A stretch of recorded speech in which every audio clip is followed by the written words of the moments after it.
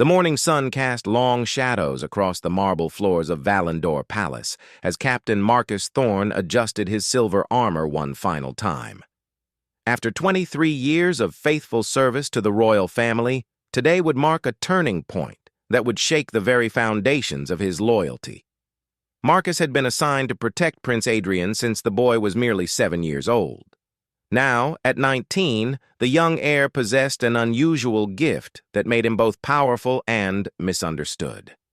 Unlike other members of the royal bloodline who wielded their magic with grand gestures and commanding voices, Adrian's power flowed silently, like an invisible current that could move mountains without a whisper. The trouble began 3 weeks ago when King Edmund fell gravely ill. Palace physicians whispered that dark magic was slowly draining the king's life force, but no one could identify the source. Queen Isabella, desperate to save her husband, had summoned the most feared interrogator in the kingdom, Lord Cassius Blackthorne, a man whose methods were as cruel as they were effective. Marcus watched from his post as servants scurried through the corridors, their faces etched with worry. The once vibrant palace had become a place of shadows and whispered fears. Lord Blackthorne had arrived yesterday, bringing with him an aura of menace that made even the bravest knights uncomfortable. As the captain made his rounds through the eastern wing, he noticed Prince Adrian standing alone on his private balcony, gazing out at the kingdom below. The young prince had grown taller in recent months, his shoulders broader, but his eyes held a depth of sadness that troubled Marcus deeply. Adrian rarely spoke these days, communicating mostly through subtle gestures and meaningful glances. The prince turned as Marcus approached, offering a small nod of acknowledgement. Without words, Adrian conveyed his gratitude for the captain's constant presence during these difficult times.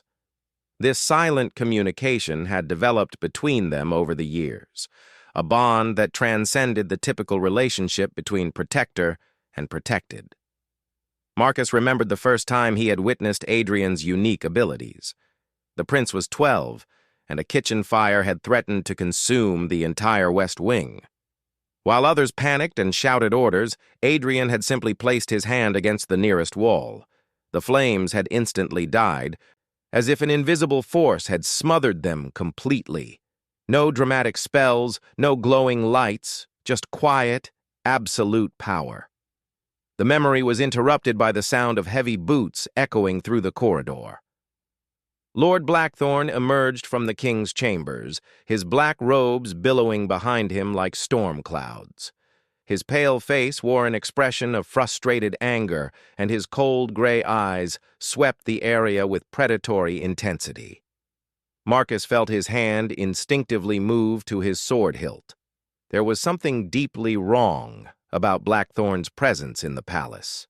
The man claimed to be investigating the magical attack on the king, but his methods seemed more focused on intimidation than investigation. He had already questioned half the court, leaving behind a trail of terrified servants and bitter accusations.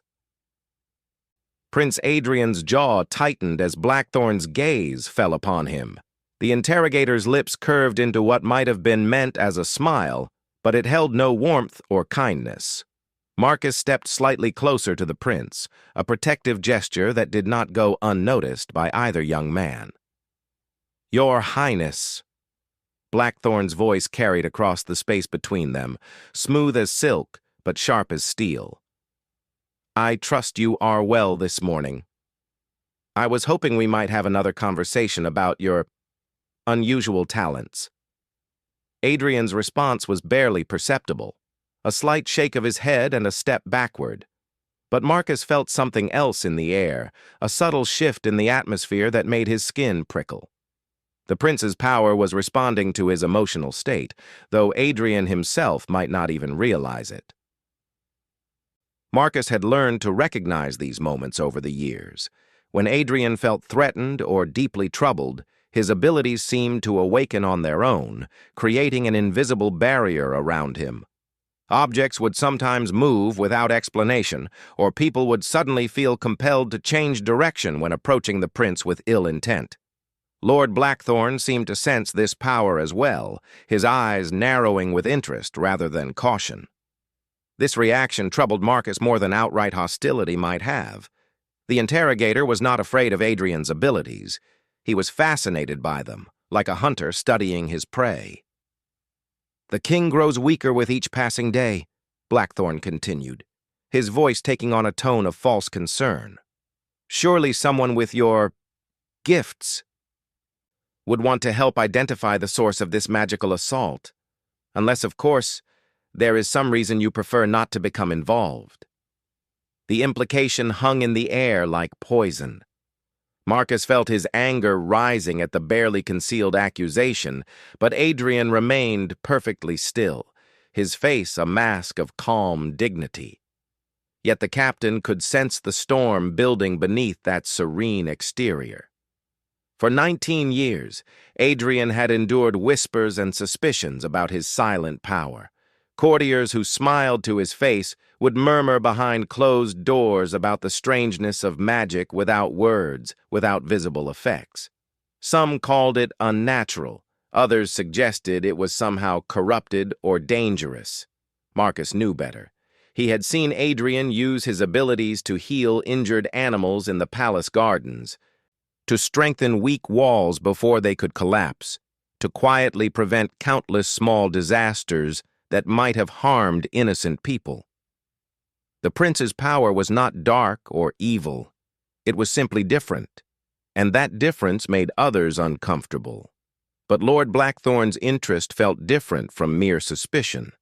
There was something calculating in his gaze, as if he saw potential in Adrian's abilities that others had missed.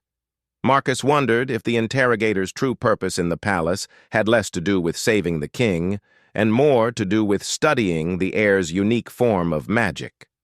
As if sensing the captain's thoughts, Prince Adrian glanced at him with eyes that held depths of knowledge and worry beyond his 19 years. In that silent exchange, Marcus understood that the prince was aware of the dangerous game being played around him. Adrian knew that Blackthorn's questions were not about finding the truth, but about something far more sinister. The sound of approaching footsteps broke the tense standoff. Queen Isabella appeared at the end of the corridor, her usually perfect appearance showing signs of the strain she had been under. Her golden hair was loosely braided rather than elaborately styled, and dark circles under her eyes spoke of sleepless nights spent at her husband's bedside.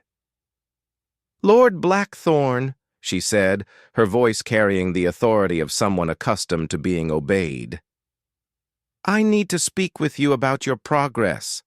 My husband's condition has worsened overnight." The interrogator bowed deeply, but his eyes remained fixed on Prince Adrian for a moment longer than necessary. "Of course, Your Majesty. I believe I am very close to identifying the source of the magical interference, perhaps even closer than I initially hoped." Marcus felt a chill run down his spine at those words. There was something in Blackthorn's tone that suggested he had already reached some conclusion about the prince's involvement, whether justified or not. As the queen and interrogator departed together, Adrian finally relaxed slightly, his shoulders dropping as the immediate threat passed. But Marcus could see that this was far from over. Whatever Lord Blackthorn was planning, it would likely focus on the young heir whose only crime was possessing a form of magic that others found difficult to understand. The captain made a silent promise to himself as he watched Prince Adrian return to his contemplation of the kingdom below. No matter what accusations might come, no matter what political games were being played in the corridors of power, he would stand by the young man he had sworn to protect, even if it meant standing against the crown itself. As the day progressed, Marcus noticed subtle changes in the palace atmosphere. Servants moved more quickly through the halls, avoiding eye contact and speaking in hushed whispers. Guards who had served faithfully for years now wore expressions of uncertainty and fear. It was as if Lord Blackthorn's presence was poisoning the very air they breathed. The captain found himself thinking about his own past, about the oath he had taken when first assigned to protect the young prince. He had sworn to defend Adrian with his life, to place the prince's safety above his own, and to remain loyal regardless of the circumstances. At the time, it had seemed like a simple promise to make. Now he wondered if honoring that oath might require him to make choices he had never imagined possible. That evening, as Marcus prepared for the night watch, a messenger arrived with orders that made his blood run cold. Lord Blackthorne had requested a private interview with Prince Adrian to be conducted in the interrogation chamber deep within the palace dungeons. The session was scheduled for the following morning, and the prince was commanded to attend alone, without his usual guard detail. Marcus stared at the official seal on the orders, knowing that refusing to comply would be considered an act of treason. Yet allowing Adrian to face Blackthorne alone felt like a betrayal of everything he had sworn to uphold. The young prince had never been subjected to formal interrogation, had never been treated as anything other than the rightful heir to the throne. As he walked toward Adrian's chambers to deliver the unwelcome news, Marcus realized that tomorrow would test not only the prince's courage, but also his own loyalty to both crown and conscience. The choices he made in the coming days would define not only his own honor, but possibly the future of the kingdom itself. Prince Adrian was reading by candlelight when Marcus entered his chamber. The young man looked up with questioning eyes, and the captain realized that no words would be needed to convey the gravity of what was to come. Adrian's unique sensitivity seemed to allow him to read the emotional currents around him as easily as others might read words on a page.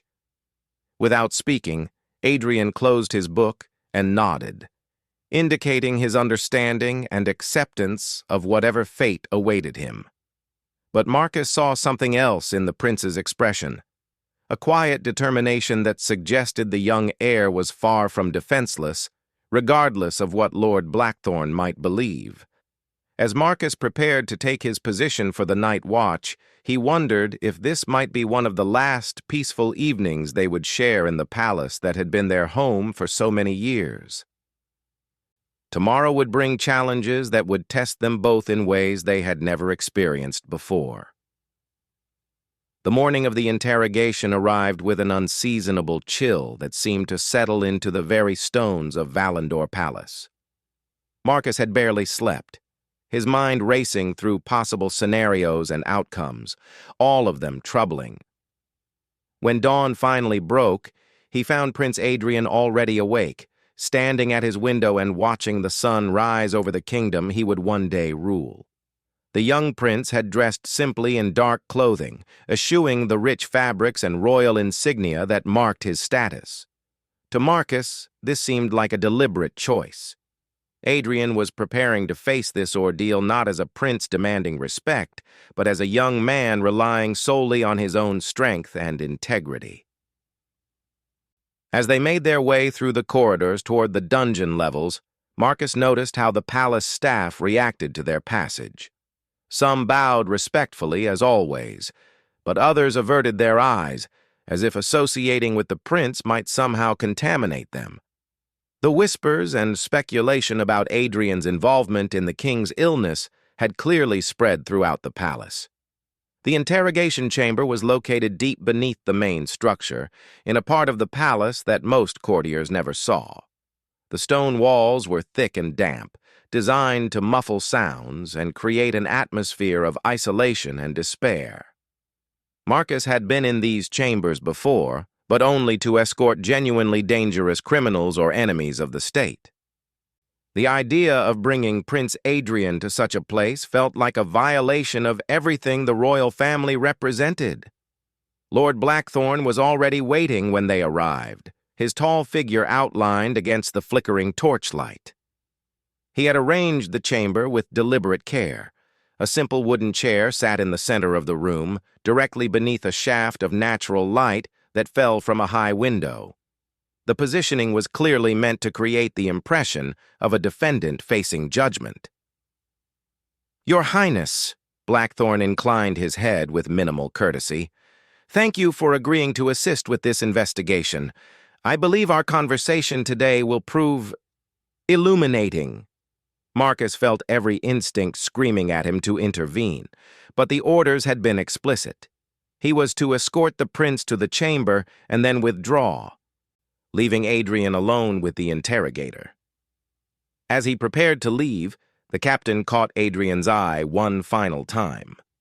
The young prince offered the slightest of nods, a gesture that somehow conveyed both courage and forgiveness for what Marcus felt was an unforgivable abandonment.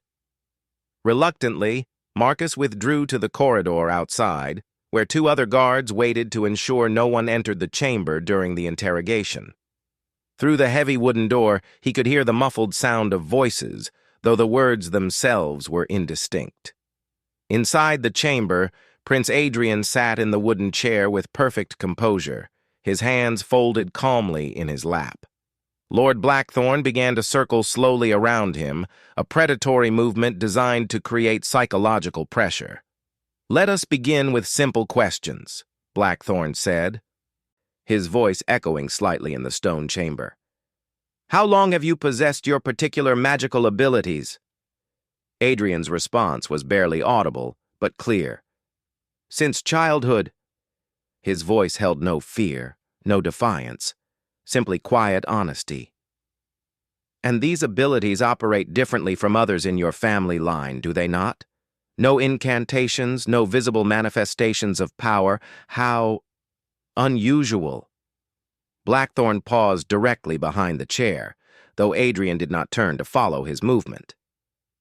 "Everyone's magic is different," Adrian replied calmly. "Indeed. But yours is particularly subtle. One might even say secretive. It would be quite easy for someone with your gifts to work magic without others realizing it was happening." The accusation in Blackthorn's tone was becoming more obvious. For the first time, Adrian showed a reaction, a slight tightening around his eyes. But he remained silent, recognizing the trap being laid for him. Blackthorn moved to stand directly in front of the prince, leaning forward slightly. "Your father grows weaker each day. The magical assault on his life force continues, despite all our efforts to identify its source. Yet here you sit, possessing exactly the kind of subtle, undetectable magic that could be responsible for his condition." "I would never harm my father," Adrian said quietly, but with absolute conviction. "Would you not? You stand to inherit the throne upon his death. And there are many who question whether someone with your unusual, magical nature should be allowed to rule. Perhaps eliminating your father before he can name a different heir would solve multiple problems at once." Marcus, listening from outside, felt his hands clench into fists. The interrogation had moved beyond seeking truth into outright accusation and psychological torture. Everything in his training and experience told him this was wrong, but his orders had been clear. Inside the chamber, something subtle began to change.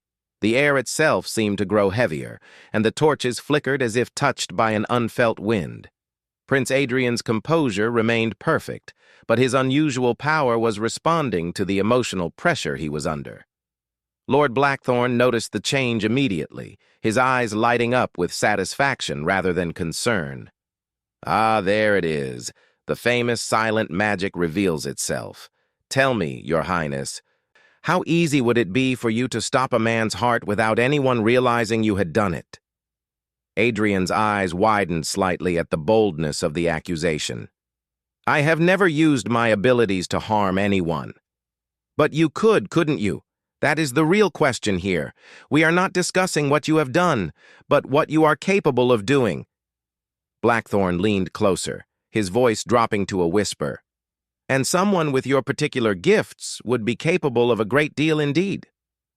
The temperature in the chamber seemed to drop several degrees. Books on a nearby shelf shifted slightly, as if touched by invisible hands. The prince's power was definitely responding now, though Adrian himself seemed to be fighting to maintain control. "Your magic reacts to your emotions," Blackthorn observed with clinical interest. How convenient that must be for you, to claim innocence while your abilities provide all the evidence we need of your guilt. My emotions respond to false accusations, Adrian replied, his voice still calm, but edged with steel. Any innocent person would be upset by what you are suggesting. Would they? Or would they simply deny the charges and demand proof? Blackthorn straightened, beginning to pace again. Your defensive reaction tells us everything we need to know about your guilty conscience. Outside the chamber, Marcus heard voices approaching down the corridor. Queen Isabella appeared, accompanied by her personal guard and several court officials. Her face was pale with worry and exhaustion, but her bearing remained regal despite the circumstances. "Captain Thorne," she said urgently, "how long has this interrogation been in progress?" "Nearly an hour, Your Majesty," Marcus replied, coming to attention despite his inner turmoil. "An hour?" The Queen's voice rose slightly. "That is far longer than Lord Blackthorne indicated would be necessary for a simple interview." Before Marcus could respond, a sound came from within the chamber that made everyone freeze, the unmistakable crack of splintering wood. Through the heavy door, they could hear Blackthorne's voice raised in what sounded like triumph rather than alarm. "You see? The magic responds when pressed. This is exactly the kind of uncontrolled power that could be killing your father." The Queen's face went white. "Open that door immediately," she commanded. Marcus hesitated for only a moment before moving to comply. His loyalty to his orders warred with his deeper loyalty to Prince Adrian, but the Queen's direct command gave him the justification he needed. The heavy door swung open to reveal a scene that would be burned into Marcus's memory forever. Prince Adrian sat rigidly in the wooden chair, which now bore several deep cracks along its arms and back. The air in the chamber shimmered with barely contained energy, and several of the torches had gone out entirely.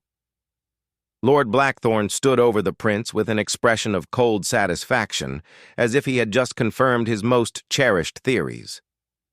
"Your Majesty," he said without taking his eyes off Adrian, "I believe we have found our answer." But Queen Isabella was not looking at the interrogator. Her eyes were fixed on her son, taking in his rigid posture, his carefully controlled breathing, and the obvious signs that he had been pushed to his emotional limits. "What exactly have you been doing to my son?" she asked, her voice carrying a dangerous edge that made even Blackthorne step back slightly.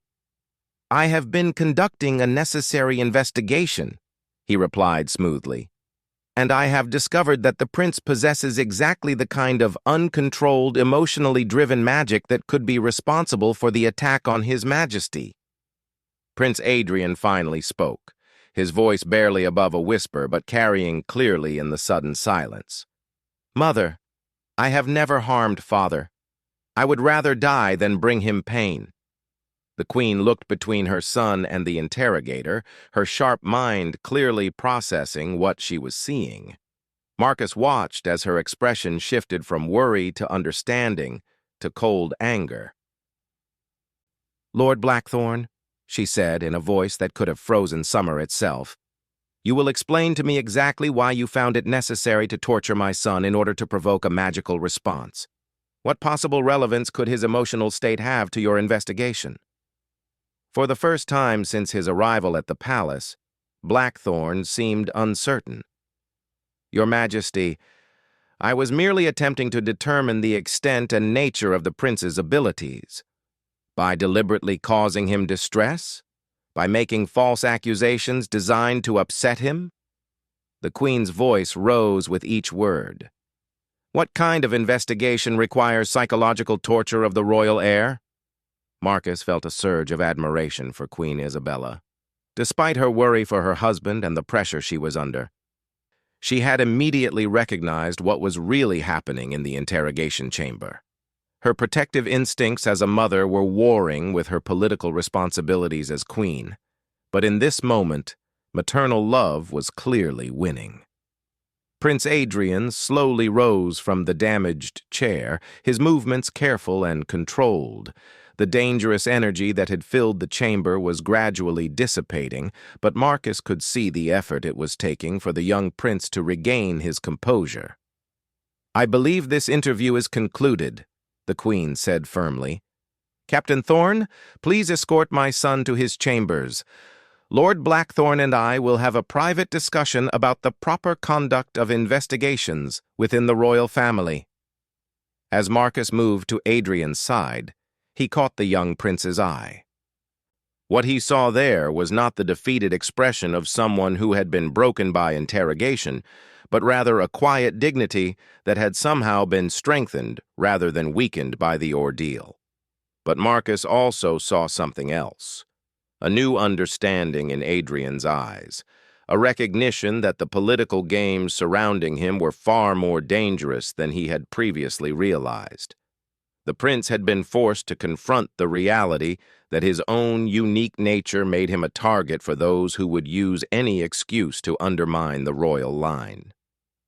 As they walked through the corridors back to the upper levels of the palace, Marcus made a decision that would change both their lives forever. He could no longer serve a system that would allow an innocent young man to be subjected to such treatment simply because his magic was different from what others expected. By evening, Captain Marcus Thorne would tender his resignation from the royal guard, choosing loyalty to his conscience over loyalty to the crown. And Prince Adrian, having glimpsed the true nature of the forces arrayed against him, would begin to understand the weight of the crown he was destined to wear. The afternoon sun slanted through the tall windows of Prince Adrian's chambers, as Marcus helped him settle into a comfortable chair by the fireplace. The young prince had said little during their walk from the dungeon levels, but the captain could see the emotional toll the morning's interrogation had taken. Despite his outward composure, Adrian's hands trembled slightly as he reached for a cup of tea that had been brought by a concerned servant. Marcus noticed how the other palace staff now looked at the prince, some with sympathy, others with suspicion, and a few with the kind of fearful curiosity reserved for something they could not understand. "Captain," Adrian spoke softly, his voice carrying a weariness that seemed far beyond his 19 years. "Thank you for staying with me through all of this. I know it cannot be easy to watch." Marcus felt his chest tighten at the prince's words. Here was a young man who had just endured psychological torture and false accusations, yet his first thought was for the discomfort of others. It reminded the captain why he had devoted his life to protecting Adrian in the first place. "Your Highness," Marcus replied carefully, "you have nothing to thank me for. If anything, I feel I have failed in my duty to protect you from harm." Adrian looked up sharply, his perceptive eyes reading the deeper meaning in Marcus's words. "You were following orders. I understand the position you were placed in." But Marcus could no longer accept that explanation. Over the past weeks, he had watched as the palace transformed into a place of suspicion and fear. He had seen loyal servants questioned like criminals, trusted advisors treated as potential traitors, and now the heir to the throne subjected to interrogation techniques typically reserved for enemies of the state. "Following orders," Marcus repeated slowly. "Yes, I have spent 23 years following orders, but this morning, I realized that some orders cannot be followed if a man wishes to keep his honor intact." Before Adrian could respond, a soft knock at the chamber door interrupted their conversation. Queen Isabella entered, her usual regal composure somewhat restored, but her eyes still showing signs of the stress she was under. "Adrian," she said gently, moving to her son's side. "How are you feeling, my dear?" "I am well, mother," Adrian replied, though they all knew this was not entirely true. "What happened with Lord Blackthorne?" The Queen's expression hardened slightly. "I have had what one might call a very frank discussion with our interrogator about his methods. He seems to believe that your magical abilities make you inherently suspicious, regardless of any evidence of actual wrongdoing." Marcus felt his anger rising again at the mention of Blackthorn's prejudice. The interrogator's treatment of Adrian had revealed a deeply troubling mindset, the belief that being different was equivalent to being dangerous. Queen Isabella continued, "I have made it clear that any further questioning of family members will be conducted with proper respect for their status and dignity. However," she paused, glancing between her son and Marcus, "I fear this is not over.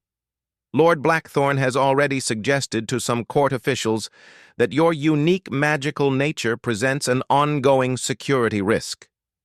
"What does that mean?" Adrian asked, though his tone suggested he already suspected the answer. "It means," the Queen said carefully, "that there may be pressure to restrict your movements, to assign additional guards to monitor your activities, or even to consider alternative arrangements for the succession." The words hung in the air like poison. Marcus felt something cold settle in his stomach as he realized the full implications of what the Queen was suggesting. The interrogation had not been about finding the truth regarding the king's illness. It had been about building a case to remove Adrian from the line of succession. Prince Adrian closed his eyes for a moment, and Marcus could see him processing this new reality. When he opened them again, there was a new resolution there, as if he had come to some important decision. "Mother," Adrian said quietly, "I want you to know that I understand what is happening. And I want you to know that I will not allow my differences to be used to tear apart the kingdom Father has worked so hard to build." Marcus was struck by the maturity in the prince's voice. In the span of a single morning, Adrian had been forced to grow from a sheltered heir into someone who understood the harsh realities of political power. "My dear boy," Queen Isabella said, reaching out to touch her son's hand, "you should not have to bear this burden. Your father and I have tried to protect you from these kinds of machinations." "But I am no longer a child," Adrian replied gently. "And it is clear that my protection has come at the cost of understanding the forces that seek to undermine our family. That ends now." As if summoned by their conversation, a commotion in the corridor outside announced the arrival of more visitors. Lord Blackthorn appeared in the doorway, accompanied by 2 court officials and a scribe carrying what appeared to be official documents. "Your Majesty," Blackthorn said with a formal bow that somehow managed to convey insolence rather than respect, "I have come to present the preliminary findings of my investigation." Marcus instinctively moved closer to Prince Adrian, his hand resting on his sword hilt.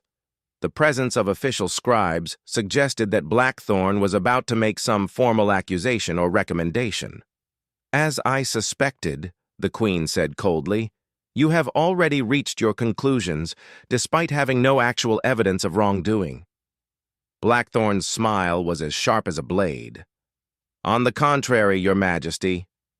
The prince's display this morning provided all the evidence necessary to confirm my assessment. His magical abilities are clearly unstable and emotionally driven, making him a potential threat to the safety of the royal family."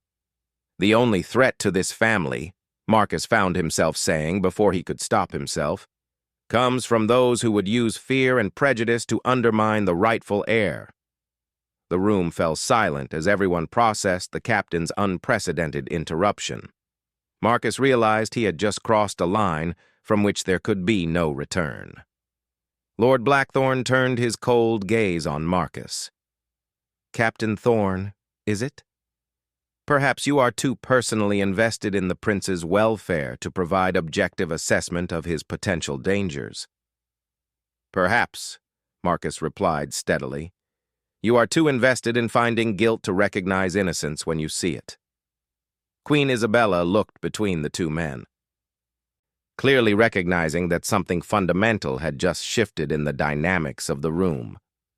Prince Adrian watched with wide eyes as his protector openly defied the Queen's investigator. "Captain," the Queen said carefully, "you are speaking out of turn." Marcus turned to face his Queen directly, knowing that his next words would define the rest of his life. Your Majesty, with all due respect, I can no longer serve a crown that would condemn an innocent man for the crime of being different. The formal language could not disguise the revolutionary nature of what Marcus was saying. He was essentially declaring that his loyalty to Prince Adrian superseded his loyalty to the royal institution itself. Blackthorn seized on this development immediately. You see, the prince's unnatural influence extends even to corrupting the loyalty of his own guards. This is exactly the kind of insidious power that poses such a threat.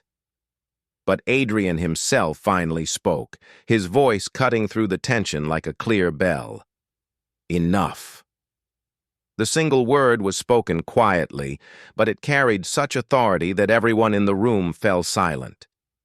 Marcus felt the familiar shimmer in the air that indicated Adrian's power was awakening, but this time it felt different, controlled, purposeful, and incredibly strong. Lord Blackthorn, Adrian continued, rising from his chair with fluid grace, you have spent weeks in this palace seeking evidence of dark magic, corruption, and betrayal. You have terrorized innocent servants, accused loyal subjects, and now you seek to turn my own protection detail against me. The air in the room grew heavy with potential energy, but Adrian's expression remained perfectly calm. But in all your searching for enemies and threats, you have failed to consider one simple possibility, that the magic you seek is hiding in plain sight. Marcus watched in fascination as Prince Adrian seemed to transform before their eyes. The quiet, gentle young man was revealing depths of power and authority that had been carefully hidden for years. You want to see my abilities in action? Adrian asked, and for the first time, there was an edge of steel in his voice. You want to understand what I am truly capable of? Without any visible gesture or incantation, Adrian simply stood there and looked directly at Lord Blackthorn. The interrogator's expression shifted from smugness to confusion to something approaching fear, because suddenly Blackthorn could not speak. His mouth moved, but no sound emerged. He gestured frantically, but no one could hear his voice. The cruel words that had flowed so easily all morning were simply gone. This, Adrian said calmly, is what true power looks like. Not the dramatic displays and shouted incantations that most expect, but quiet control over the fundamental forces that govern our world. I could stop your heart without moving a muscle. I could collapse this entire wing of the palace with a thought. I could make you disappear so completely that no one would ever remember you existed. The room was completely silent, except for the sound of Blackthorn's increasingly panicked breathing as he continued to struggle with his stolen voice. But I will not do any of those things, Adrian continued, because that would make me the monster you claim I am. Instead, I will simply make you understand the difference between power and evil. With another invisible gesture, Adrian released whatever hold he had on Blackthorn's voice. The interrogator gasped and stumbled backward, his face pale with shock and fear. You see, Adrian said, his voice returning to its normal, gentle tone, I have had the power to harm you all along. The fact that I chose not to should tell you everything you need to know about my character and my intentions. Marcus felt a surge of pride mixed with awe as he watched Prince Adrian finally reveal the true extent of his abilities. For years, the young prince had hidden his power behind quiet humility, but now the necessity of defending himself had forced him to show what he was truly capable of. Queen Isabella looked at her son with new understanding, clearly seeing him not just as her child, but as the powerful ruler he was destined to become. Lord Blackthorn, still shaken by his experience, tried to regain his composure. This only proves what I have been saying. Such power in the hands of someone so young and emotional is inherently dangerous. No, Marcus said firmly, stepping forward to place himself between Blackthorn and the prince. What it proves is that Prince Adrian possesses both great power and great restraint. A dangerous person would have used those abilities weeks ago to silence his critics. A wise future king uses them only when necessary to protect the innocent. The captain turned to face Queen Isabella directly. Your Majesty, I hereby tender my resignation from the royal guard, effective immediately. The Queen's eyes widened in surprise. Captain Thorne, surely that is not necessary. Your loyalty to the crown has never been in question. My loyalty to the crown remains intact, Marcus replied carefully. But my loyalty to Prince Adrian supersedes all other considerations. I cannot continue to serve in a capacity that might require me to act against his best interests. Prince Adrian stepped forward, placing a hand on Marcus's shoulder. Captain, you do not need to sacrifice your position for my sake. It is not a sacrifice, Your Highness, Marcus said firmly. It is a choice. And for the first time in 23 years, I am choosing to follow my conscience rather than my orders. The weight of this moment was not lost on anyone in the room.